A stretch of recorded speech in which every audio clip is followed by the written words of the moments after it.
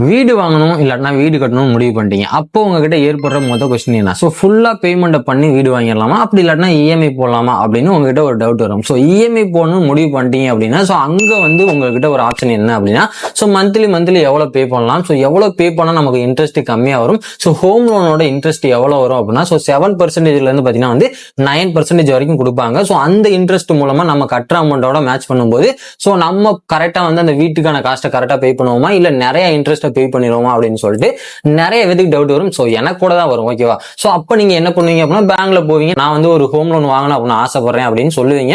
So அவங்க அதுக்கான procedure எல்லாமே பண்ணி முடிச்சுட்டு சோ உங்களுக்கு இவ்வளவு இன்ட்ரெஸ்ட் இருக்கு, சோ மந்த்லி இவ்வளவு பே பண்ணுங்க, உங்களுக்கு இவ்வளவு அமௌண்ட் வந்துடும் அப்படின்னு சொல்லிட்டு நீங்க பேங்க்ல போய் தெரிஞ்சுக்கணும் அப்படின்னு அவசியம் இல்லை. நீங்க வீட்லயே ஹோம் லோன் இஎம்ஐ கால்குலேட்டர் மூலமா சோ மந்த்லி எவ்வளவு பே பண்ணலாம், இன்ட்ரெஸ்ட் எவ்வளவு வரும், சோ எத்தனை வருஷத்துக்கு டென்யூர் போடலாம் அப்படிங்கிற எல்லா விஷயத்தையும் இந்த வீடியோல நான் கிளியரா சொல்றேன். எப்படி செக் பண்ணலாம், என்னென்ன ஆப்லாம் இருக்கு, சோ அந்த ஆப்ல எப்படி கால்குலேட் பண்ணலாம் அப்படிங்கிற எல்லா விஷயத்தையும் A to Z நான் கிளியரா இந்த வீடியோல சொல்றேன். சோ வீடியோ ஸ்கிப் பண்ணாம ஃபுல்லா பாருங்க.